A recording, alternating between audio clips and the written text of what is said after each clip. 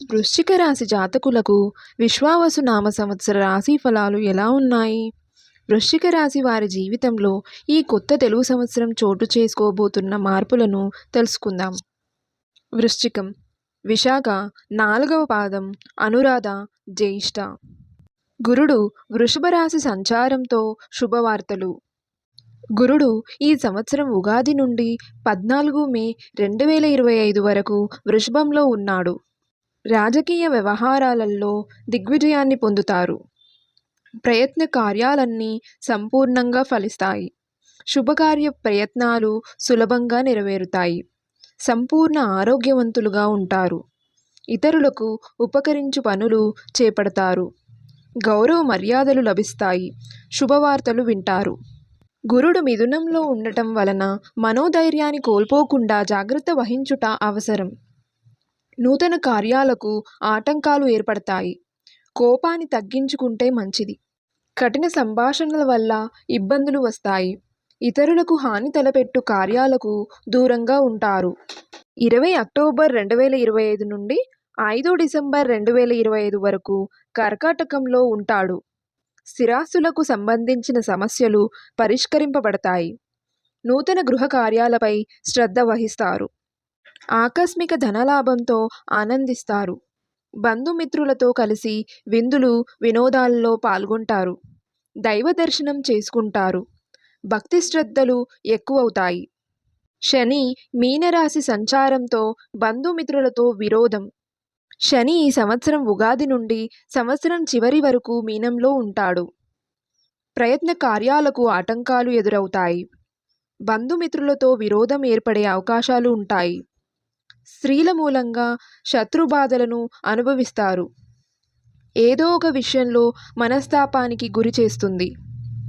పిల్లల పట్ల మిక్కిలి పట్టుదల పనికిరాదు.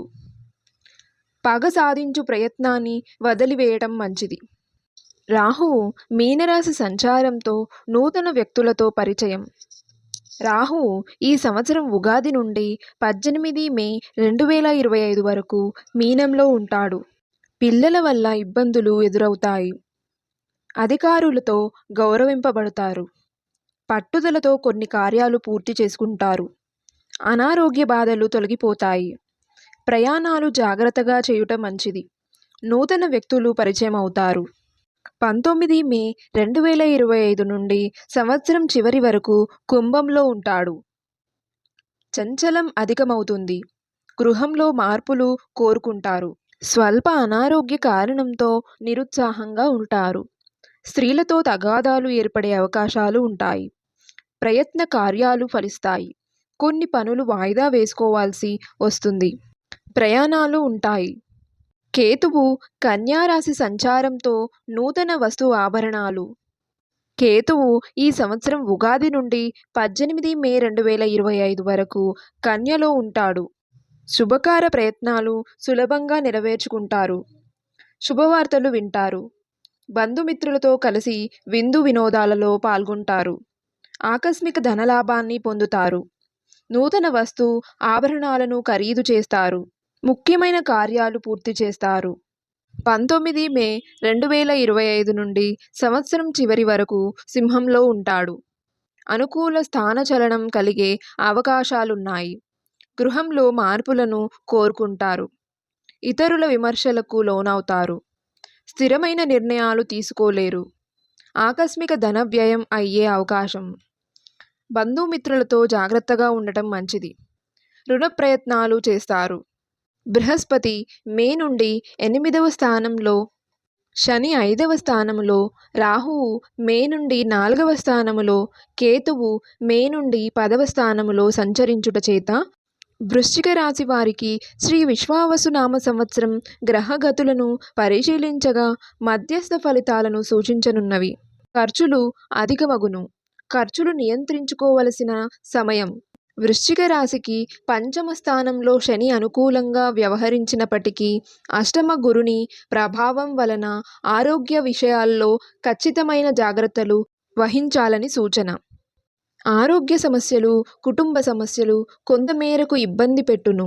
మానసిక సమస్యలు కొంత అధికమయ్యే సూచనలు కలుగుచున్నవి. నిరుద్యోగులకు ఉద్యోగ ప్రయత్నాలు సఫలీకృతమగును. ఉద్యోగస్తులకు ఉద్యోగంలో శుభ ఫలితాలు కలిగినప్పటికీ పని ఒత్తిళ్లు వంటివి కొంత వేధించును. ఏ రంగంలో వారికి ఎలా ఉంటుందో ఇప్పుడు తెలుసుకుందాం. వృశ్చిక రాశి విద్యార్థులకు ఈ సంవత్సరం అన్ని విధాలుగా కలిసి వచ్చును. ఆరోగ్య విషయాల్లో విద్యార్థులు జాగ్రత్త వహించాలి. వృశ్చిక రాశి స్త్రీలకు కుటుంబ సౌఖ్యము, ఆనందము కలుగును. పని ఒత్తిళ్లు ఏర్పడు సూచన. ఆరోగ్య విషయాలందు శ్రద్ధ వహించాలి. మానసిక ఒత్తిళ్లకు దూరంగా ఉండండి. ప్రతి విషయాన్ని మనసు లోతుల్లోకి తీసుకోకండి. రాజకీయ నాయకులకు మధ్యస్థ సమయం. రైతాంగానికి ఈ సంవత్సరం అనుకూలంగా ఉన్నది. వ్యాపారస్తులకు లాభదాయకంగా ఉండును. వ్యాపారాభివృద్ధి జరుగును. సినీ రంగం, మీడియా రంగాల వారికి అనుకూలమైనటువంటి సంవత్సరం. వ్యాపారపరమైనటువంటి నిర్ణయాలు శుభ ఫలితాలను ఇచ్చును. శ్రీ విశ్వావసు నామ సంవత్సరంలో వృశ్చిక రాశి వారు మరింత శుభ ఫలితాలు పొందడం కోసం గురు దక్షిణామూర్తి స్తోత్రాన్ని పఠించాలి. ఆరోగ్య సమస్యలు తొలగడానికి దక్షిణామూర్తిని పూజించండి.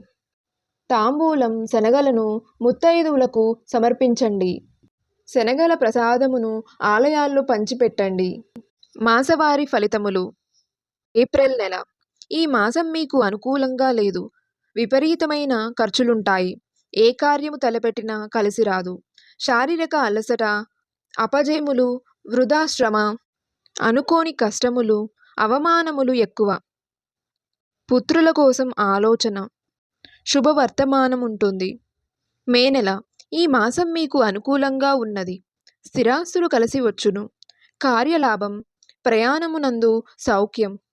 కొత్త వ్యవసాయం ప్రారంభం. వ్యవహారాలలో విజయం. కోర్టు తీర్పు అనుకూలించును. సంఘంలో గౌరవం ఉంటుంది. మానసిక ఆందోళన, భయము. జూన్ నెల. ఈ మాసం మీకు అంత అనుకూలంగా లేదు. బంధుమిత్రులతో విరోధములు. తీర్థయాత్రలు చేస్తారు. స్నేహితుల సహకారం ఉంటుంది. శత్రువులు అధికమవుతారు. కార్యాటంకములు.